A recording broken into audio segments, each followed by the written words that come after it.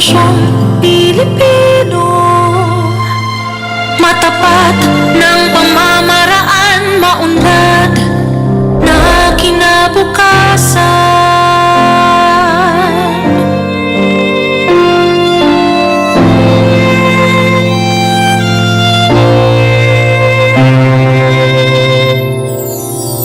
Department of Education, Bansang Makabata, Batang Makabansa. Serving the Republic of the Philippines for more than 75 years. Ito po ang Presidential Broadcast Service.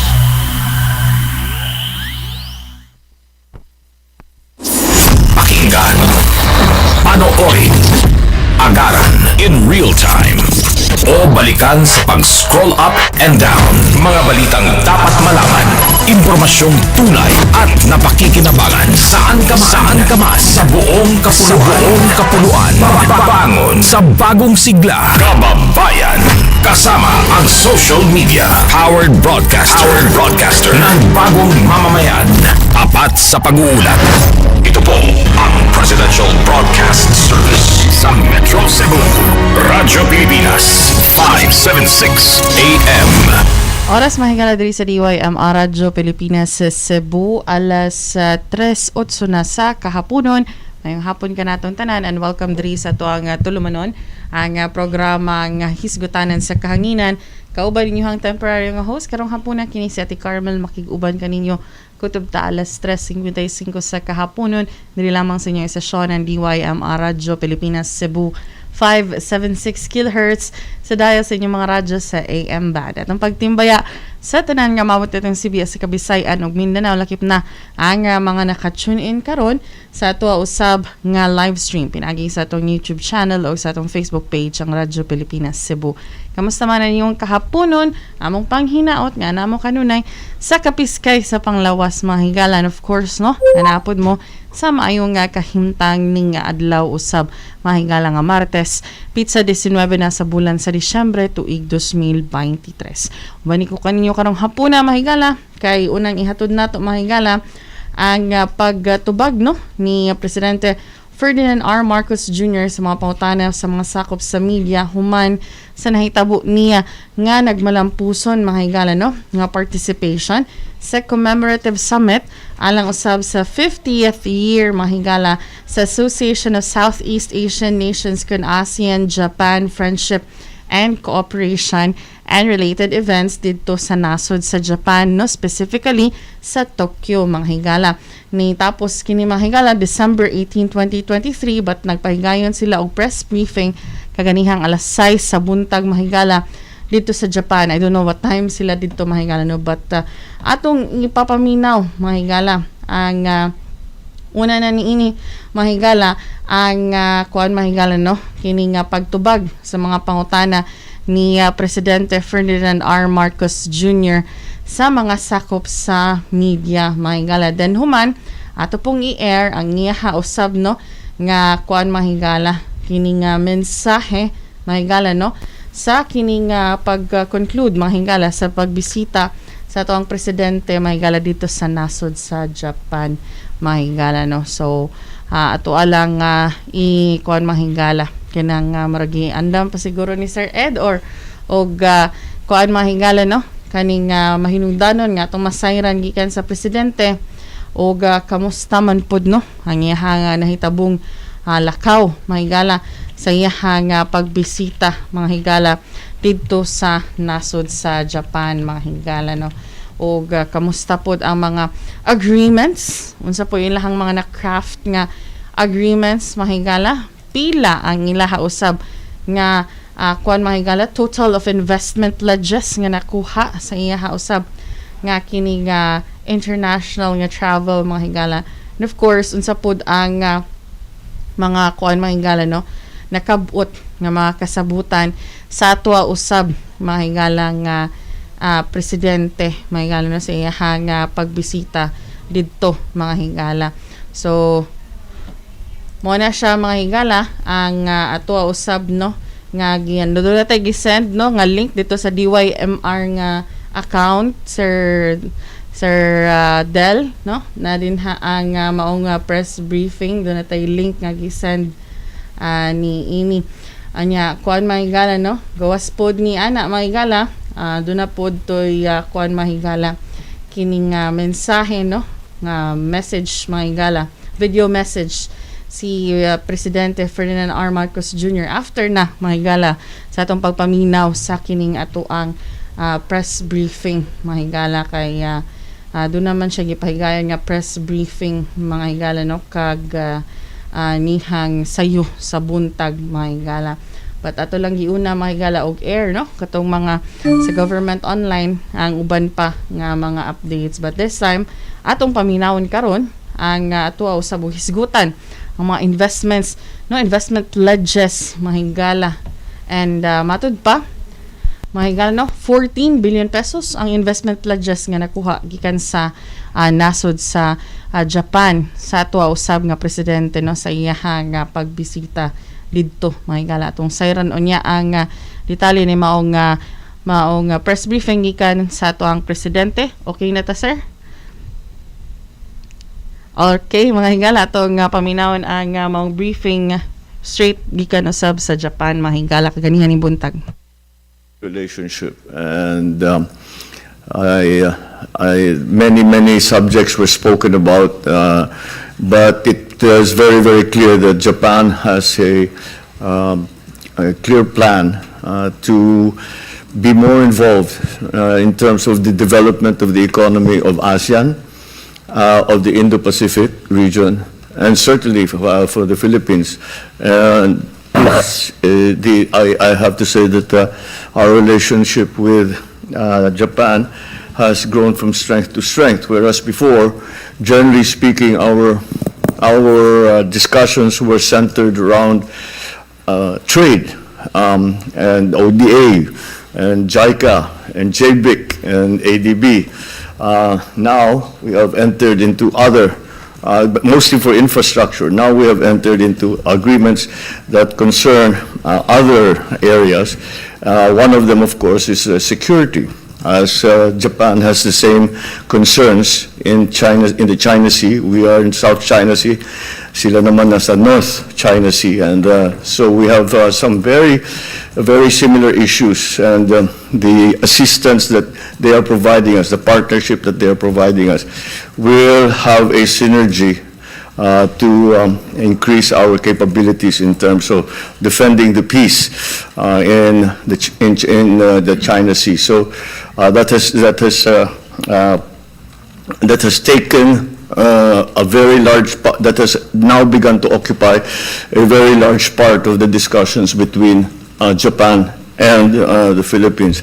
I just came now from another meeting with Japanese corporations, private sector partners, some who are already in the Philippines, some who are still thinking about coming into the Philippines, although most of them really have an involvement already. As kagaya ng sinasabi ko sa inyo, hindi mo masyadong believe yung basta pirma ng MOU. So pinag-report namin sila kung ano na ba nangyari doon sa mga pinirmahan natin noong nakaraang Enero. So those are the main elements of that, and I'm happy to be able to say maganda naman ang takbo, at kung ano yung mga kanilang pinaplano, the Japanese generally are very efficient, so they are able to really stay within schedule in terms of their expenditures, in terms of their investment, in terms of their infrastructure development. From here, I will be going to visit His Majesty the Emperor and the Empress, Their Majesties, the Emperor and the Empress, and that will again give strength to our relationship between Japan and the Philippines, as they have been kind enough, their Majesties have been kind enough to invite us to once again visit with them. I don't know if you know it, but the Philip Romualdez, the speaker's brother, was very good friends with the with the emperor. And they were together in Oxford. Together, sino yung kaibigan niya na ano? Yeah. Yeah, yung anak ni Chief Justice, si Toto Fernandez, he was also, wala na si Toto. But they were very good friends, and the last time that we met, he was asking if he can get halo-halo. Kasi napakain daw ni Philip doon sa Philippine Embassy doon sa London. So, I guess we will revisit some of that. All right, let Yes, sir. me open the floor. Yes, sir. First question from Ms. Joyce Balancho of ABS-CBN. Hi, sir. Good afternoon. Good afternoon. Sir, the decision of the two leaders to hasten the conclusion of the negotiations for the RAA, does it have something to do with the recent incidents over the West Philippine Sea? No, it's been in the works for way before that. Of course, the incidents in the past couple of months has certainly sharpened our focus when it comes to that. But again, that's one of the things that I am looking forward to. That will be that will have a big multiplier effect to our capabilities. These are the kind of arrangements we are making not only with Japan, but also with other countries around China Sea in the Pacific, region, and it has become a very important part of these trips that we take. That kahit na halimbawa, it is a plenary session, ang pinag-uusapan is climate change, kaya kung lapitan kung sino man and said, baka pwede natin pag-usapan tungkol dito sa security issues sa South China Sea. And this is one of the products of that. We also have the same kind of negotiations or discussions with many other countries. So we'll continue to do that para maraming tumutulong sa atin sa problema ang hinaharap natin sa South China Sea. Sir, just to follow up, have we set a specific timeline on the finalization of the RAA? I think both the Prime Minister and I agree ASAP. Lahat ito is as soon as possible. Yesterday, if not sooner. Thank you, sir. Thank you. Catherine Valiente of the Manila Times. Yes, sir. Good afternoon. Sir, may we get your comment on the reported presence of an extraordinary number of 11 Chinese vessels in Ayungin Shoal, and meron din na pong 27 other ships surrounding the shoal. Yeah. Is there a commitment from Japanese Prime Minister Kishida to help us in this kind of swarming incidents in our territory? Well, of course, we are exerting all efforts, no? But we have to be very careful that we do not overreact, that we do not make mistakes that might be misinterpreted by anyone. Kailangan talaga maingat tayo dahil pag may nangyari ulit dyan, if we heighten the tensions, it won't lead us to a good result.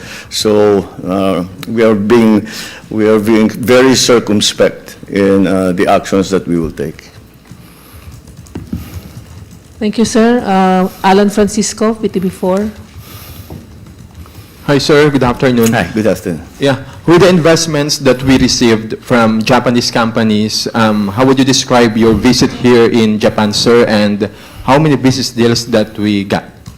Well, I think the number that was given to us today, just for those pledges, pledge pa lang ito but at least may opening na tayo. It was US. 9 companies, but to the value of 14 billion. Yeah. Sorry? Yes, pesos. But some of these are extensions of already existing contracts. Mag-expand lang sila ng operation nila. But the more important part is 200,000+ new jobs. That's also an enormous part of the, Actually, there are two parts today. So the nine Thank you. There were two parts today. The signing of new MOUs, that's 9 new MOUs with a total value of 14 billion pesos. But more importantly, about 20 plus companies gave updates to the President today of their pledges from the trip last February. And on that part, we don't have the exact number today, but 169 billion pesos Yeah. of actualized investments from the trip earlier this year. Yes. Oh, various. Oh, you name it. Semiconductors, Semiconductors, healthcare, of course, infrastructure, ang presence ng Japanese sa infrastructure development is very high profile. But security, agri, ano pa bang napag-usapan natin? Oh yeah, filters, yes, yeah. But many of these projects that the investments that they're bringing in are not only for the Philippine market, they are also for foreign markets. So that will also improve our external balance of payments. Thank you, sir. Alexis Romero, Philippine Star. Magandang hapon, Mr. President. Given the given the recent reports about the supposedly disrespectful behavior of the Chinese ambassador, si Ambassador Wang, including his reported bullying of no less than the AFP chief, are you still comfortable with the envoy, and will the Philippine government ask China to recall the ambassador? Well, he's the ambassador of China, so he will always state the Chinese position. Again, kung siguro akong personally ang pinag-usapan, maybe I'll be upset. But you're not talking about me, we're talking about the Philippines. So it doesn't serve any purpose for us to lose our temper or to overreact. So kung yan ang gustong ibigay sa atin ng ambassador ng China, wala naman hindi naman sa atin. I mean, kung talagang objectionable siya, you can make it known to Beijing. But I think Ambassador Wang is just doing his job. He's just doing his job. He's continuing to state the Chinese narrative. Of course, we don't agree with that narrative. But I cannot see him doing anything else. And so we just keep trying. We'll just keep trying. Because the truth of the matter is, kahit mapalitan na si Ambassador Wang, pareho pa rin ang sasabihin ng susunod na ambassador. Dahil yun ang linya ng China. So hindi nila titigil yan. So we have to, that's why we have to work around it. We cannot we cannot overreact. Yung mga iba nga napipiko, sabi ko, hindi naman tungkol sa atin to, tungkol sa Pilipinas ito. Kung magkamali tayo, hindi malaking gulo. So we don't want to go anywhere near that situation. Pero follow-up lang, Mr. President. But would you have wanted that the manner of asserting China's peace position be a little bit different? Kasi marami nagrereklamo dun sa kanyang way of doing his Of job. course. I wish that we had talked about it over the table as opposed to colliding with each other on each other's ships in the open sea. So, of course, I would have preferred a less confrontational method of trying to decide these things. So, but it is what it is. Salamat po. Yeah. Sir, other issue? Mayan Los Baños of TV5 on the budget. Hi, sir. Good afternoon po. Sir, on the 2024 national budget, which has been ratified by the House of Representatives and the Senate, sir, what do you think about it? Any comments on the deletion of the confidential funds, which will affect both OVP and DepEd, both headed by VP Sara, sir? Well, that was actually the initiative of the Vice President. When I'm talking about the confidential funds, and to not insist that they have such a confidential fund. So I think, as far as I'm concerned, it is a settled issue. The budget, I think, is very closely follows what our original NEP was. So although if we what we have to do now is that there is still a gap, a differential between the appropriated funds and the funds that we have collected thus far. So there's a certain amount that we now have extra that we now have to collect. But I'm confident in that because we're changing the system in customs. We're changing, well, the BIR has been very efficient at making the collections, but we are still providing new initiatives to make business easier and also to increase our collection.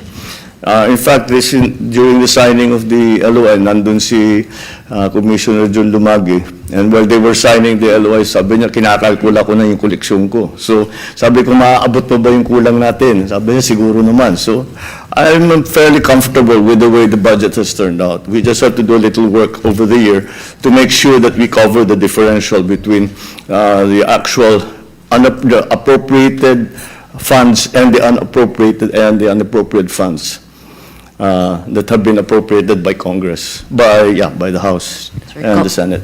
Compound question na po, sir. Will you be signing it on Wednesday, and how will the 2024 national budget be responsive to the WPS challenges po? How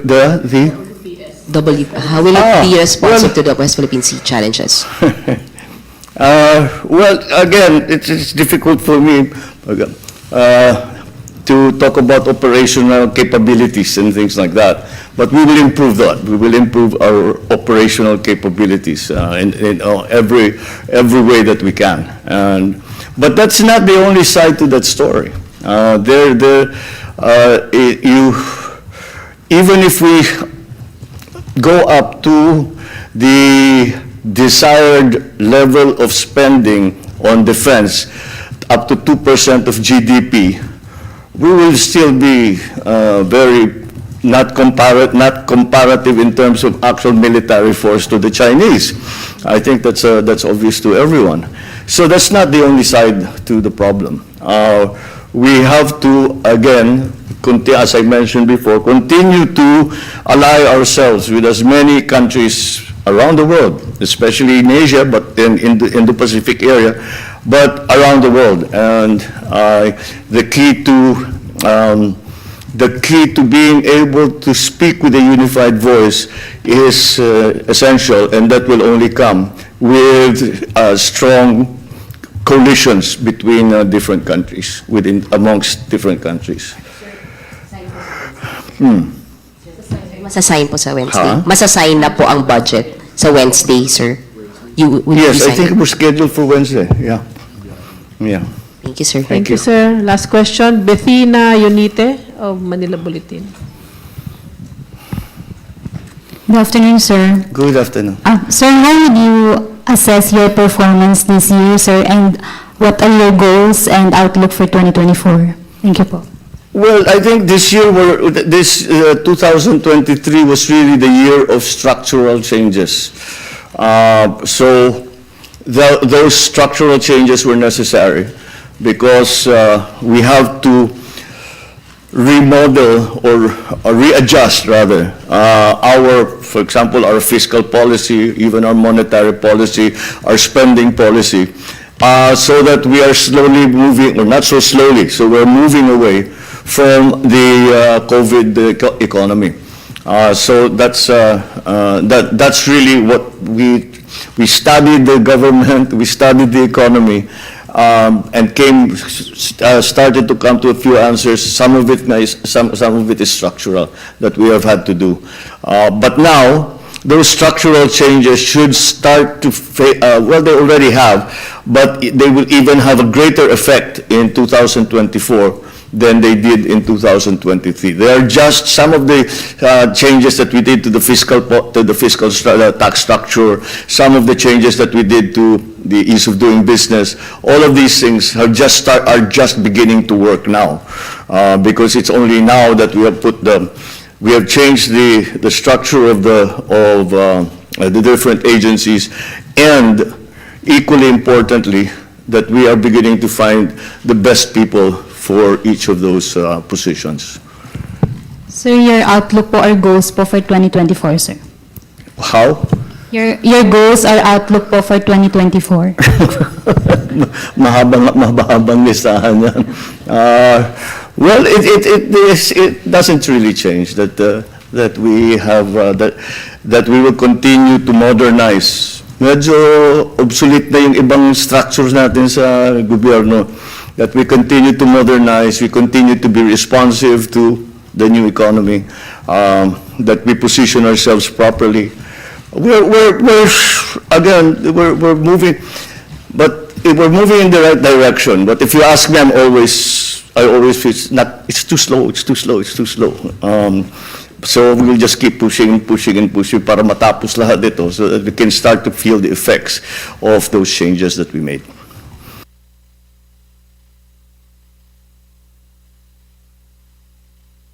Alright, mga higala, maukad to ang kinatibukan nga mensahe ni Presidente Ferdinand Marcos Jr. Ingon man no, pagtubag niya sa kini nga mga pautana gikan sa itong mga sakop sa Malacanang press corps nga niuban sa iya usab no nga pagbisita mga higala dito sa Tokyo, Japan alang sa pagtambong sa 50th year mga higala sa ASEAN-Japan Friendship and Cooperation and related events mga higala dito usab mga higala no sa maong nasod. So, matud pa niya, mga higala, nasa 14 billion pesos nga investment pledges ang iyahan nga nakuha dito sa Japan, mga higala, no? And matud niya, siyam kini ka kumpanya ang maong kuan mga higala kanang ni pledge, but mostly ni mga higala, extensions na ni sa katong already existing na nila nga mga kontrata. Matud pa sa presidente, mga higala, nga these 9 companies will just expand their operations, mga higala. So, in addition, sa katong 14 billion pesos, mga higala, na ay matud pa, nga gi-follow up po niya ang previous nga pledges sa iyang last trip to Japan. The Philippines now has a total of 771.6 billion pesos of Japanese investment pledges, mga higala. A total of 14 billion US dollars na siya mga higala nga pledges from Japanese investors and it is expected to generate approximately 40,000 jobs mga higala. So muna siya ang iyahapong pagtubag sa mga sakop sa media sa maong press briefing. Karong taon-taon ato pong ipapaminaw ang iyang kinatibukan nga video message mga higala apan sa dipa to sa ipalabang Sir Ed atong first o second set sa pahinumdum mubalik ang programang Hisgutanan sa Kaanginan. Christmas is here! Kabi-kabila na ang parties, reunion at get-together. Nandyan ang exchange gifts, videoke, tawanan, minsan may iyakan. Pero sobrang saya pa rin. Ito ang tunay na regalo ng Pasko. Pagdiriwang na balot ng pagmamahal ng buong pamilya, mga kaibigan at kaibigan. Regalong laging bukas para sa isa't isa. At regalong hindi matutumbasan ng kahit anong bagay.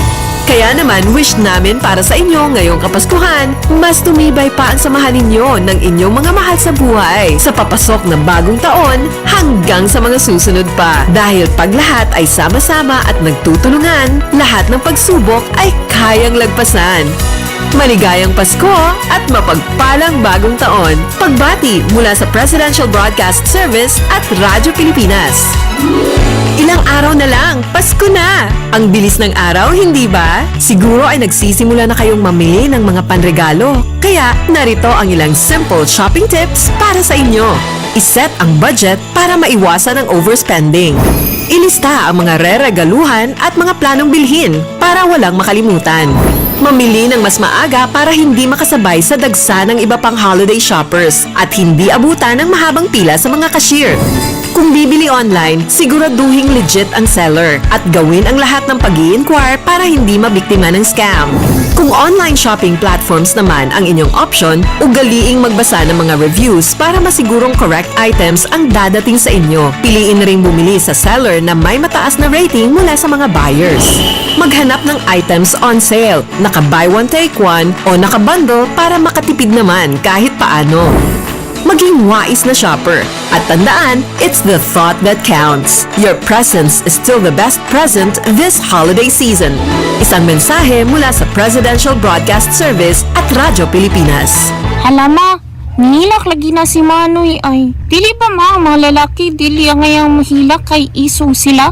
Anak, Bisan ang mga lalaki, muhilak usab sama ka na mong mga babay. Dili daw ta ng paghilak ug pagpakita sa imong tinuod nga emosyon. Timan-i, nga tao raw sab sila nga masakitan. Dili tungod kay muhilak ka, huyang ka. Samtang sayo pa, pasabtang inyong mga anak sa mga nahitabo sa ilang palibot. Ang paghilag sa mga lalaki sagad matang sa gender and emotion stereotype na dili angayang magpadayon. Itudlo ang insakto, respeto alang sa tanan. Usa ka pahinumdom gikan ni ining maong istasyon. Christmas is here! Kabi-kabila na ang parties, reunion at get-together. Nandyan ang exchange gifts, videoke, tawanan, minsan may iyakan. Pero sobrang saya pa rin. Ito ang tunay na regalo ng Pasko. Pagdiriwang na balot ng pagmamahal ng buong pamilya, mga kaibigan at kaibigan. Regalong laging bukas para sa isa't isa. At regalong hindi matutumbasan ng kahit anong bagay.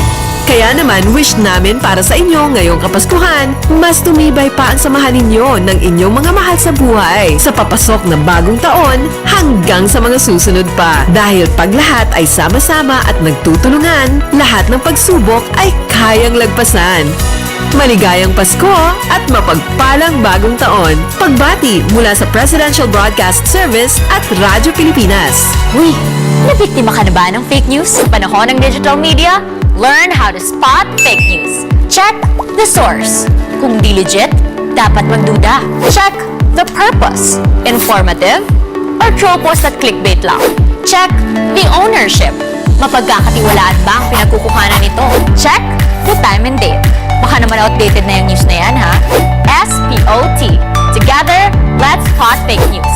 Tiyakin ang katotohanan, fake news ay labanan. A friendly message from PCO, DepEd, CHED, DSWD, DILG, PBS at Radyo Pilipinas. Ilang araw na lang, Pasko na! Ang bilis ng araw, hindi ba? Siguro ay nagsisimula na kayong mamili ng mga panregalo. Kaya, narito ang ilang simple shopping tips para sa inyo. Iset ang budget para maiwasan ang overspending. Ilista ang mga re-regaluhan at mga planong bilhin para walang makalimutan. Mamili ng mas maaga para hindi makasabay sa dagsa ng iba pang holiday shoppers at hindi abutan ng mahabang pila sa mga cashier.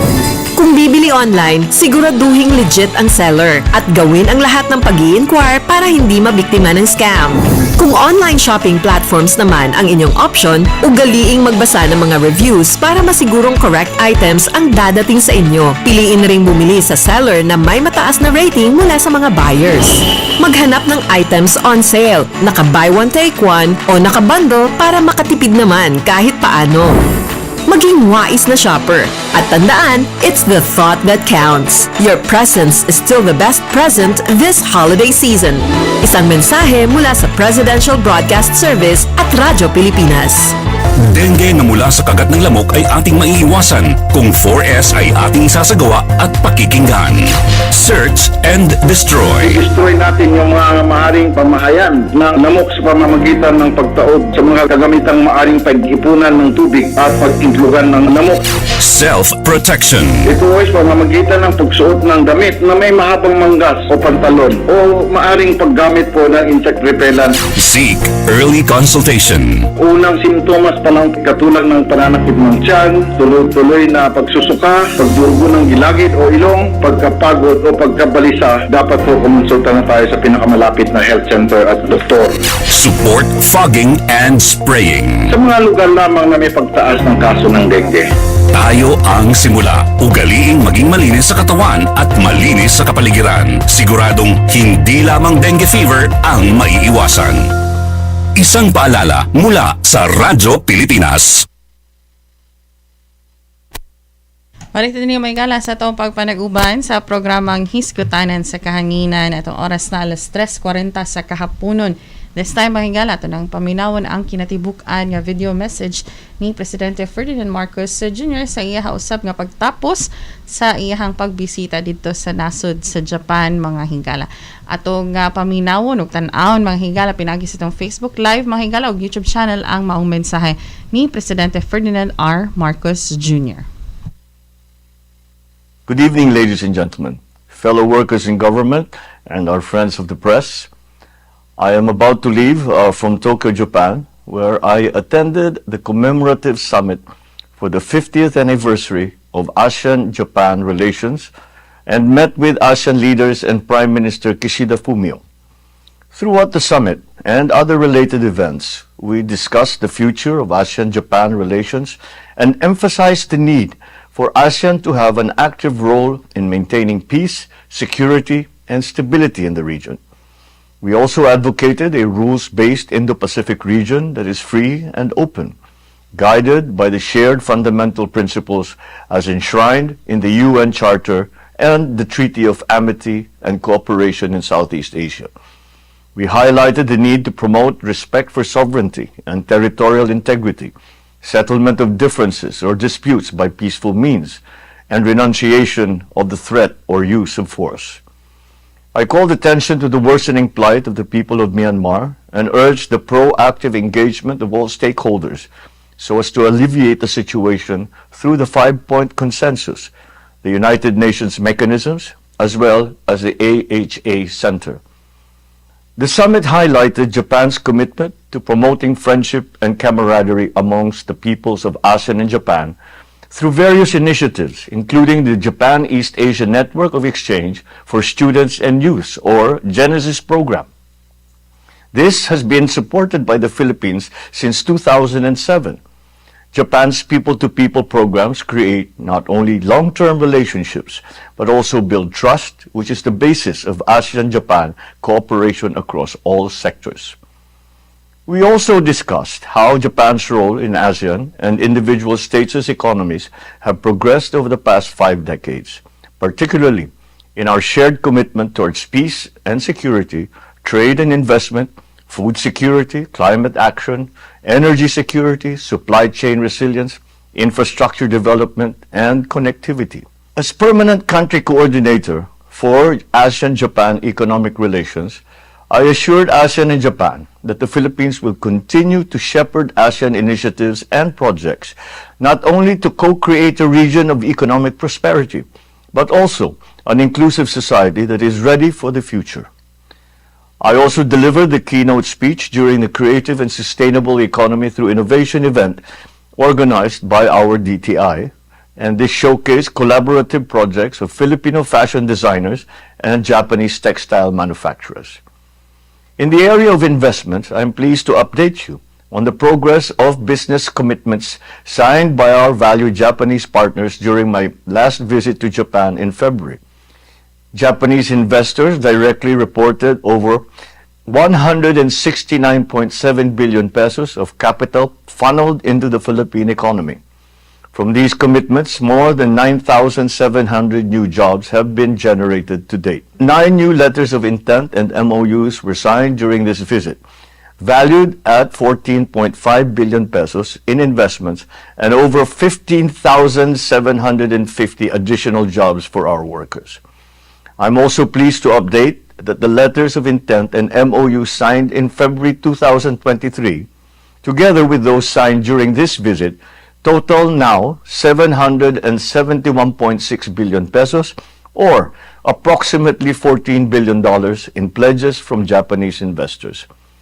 This significant investment is anticipated to create around 40,200 jobs, marking a positive and promising development for our collaborative efforts.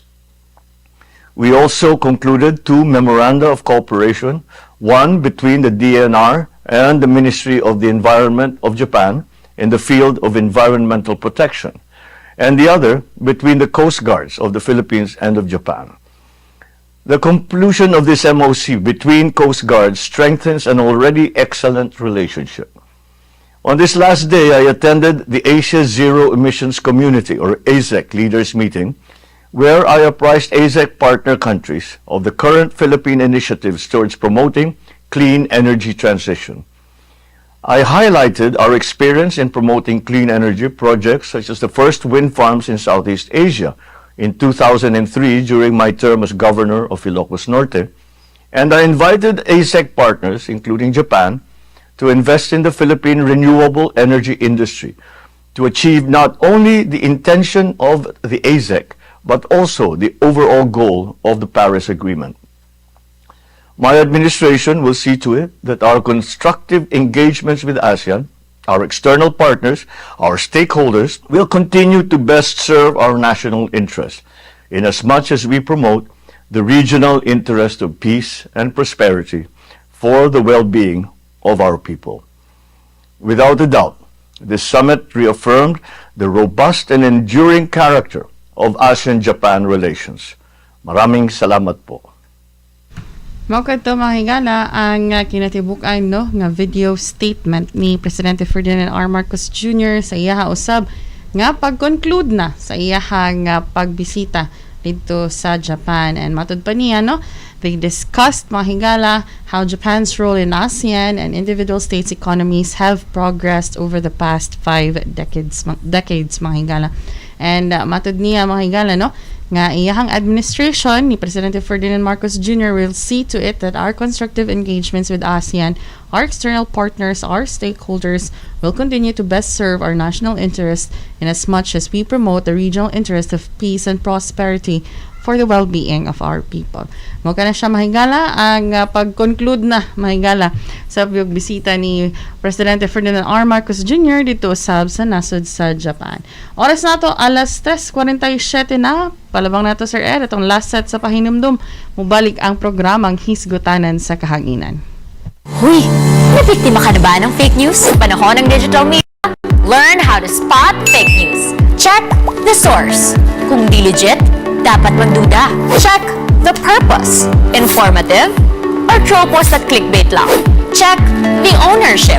Mapagkakatiwalaan ba ang pinagkukuhanan nito? Check the time and date. Baka naman outdated na yung news na yan, ha? SPOT. Together, let's spot fake news. Tiyakin ang katotohanan, fake news ay labanan. A friendly message from PCO, DepEd, CHED, DSWD, DILG, PBS, at Radyo Pilipinas. For 53 years, the people suffered from heartless communist terrorists who killed thousands and are killing thousands more.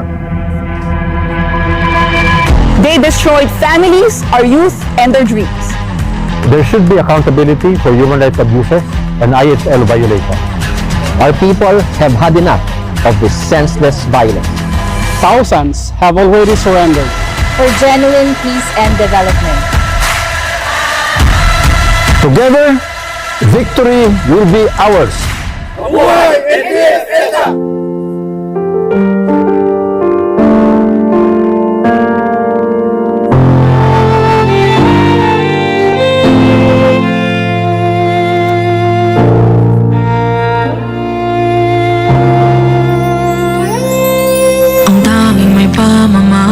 Ako'y edukasyong Pilipino, tinuturong galing at talino para maabot ang pangarap mo.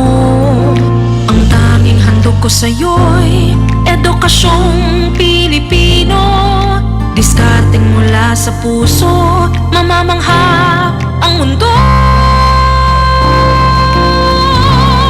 Matatag na mga guro, matatag sa mga pagsubok, matatag na mga mag-aaral, matatag na talino'y umiiral. Hinaharap ang hirap, walang takot sumugod, humahanap ng solusyon, ipaglaban ang edukasyon. Kabataang Pilipino, Muslim o Kristiyano, lahat ng paniniwala, lahat ng katutubo, may kapansanan, iba man kasarian. Ang ating pag-aaral ay ating karapatan, ang ating pag-aaral, pang-ahon sa kahirapan. Matatag na mga guro, matatag sa mga pagsubok, matatag na mga mag-aaral, matatag na talino'y umiiral. Hinaharap ang hirap, walang takot sumugod, humahanap ng solusyon, ipaglaban ang edukasyon.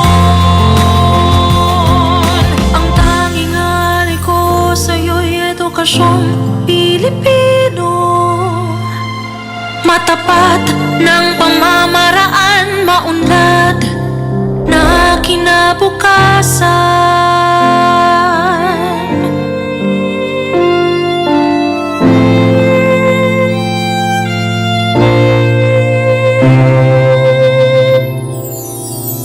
Department of Education, Bansang Makabata, Batang Makabansa. Service within your reach. DYMR Cebu. 576 kilohertz. Matindi may gala sa atong panapos nga bahin sa programang Hisgutanan sa Kahanginan, no? May hapon day ka Ma'am BBP Monte may gala, no, na ni comment sa ato usab nga live karong hapon na. Kamusta man din ha, Ma'am? And matod pa niya, no, always na, Ma'am. I think yung pasabot, no, ang ato ang pagpasalamat kaganiha sa inyo ang pagsuporta o gingon man pagtan-aw sa ato ang mga programa dinhi usab sa Radyo Pilipinas Cebu. Mayong hapon usab, good afternoon kang 13 Jao nga ni comment usab sa ato ang live karong hapunan, no. And of course, if do na pa mo gusto nga i-greet, no, hangto na kutob sa tong oras may higala makaya, please comment down sa ato ang comment section below mga higala sa atong live mga higala, no. So i-send lang inyo po nga mga greetings so gusto po ninyo nga kuan mga higala, no, ipasukit nga mga greetings sa ato ang usab nga programa karong hapuna mga higala. So to wrap things up mga higala, no, nahimong fruitful and matud pa mga higala, no, eventful ang nahitabong pagbisita ni Presidente Ferdinand R. Marcos Jr.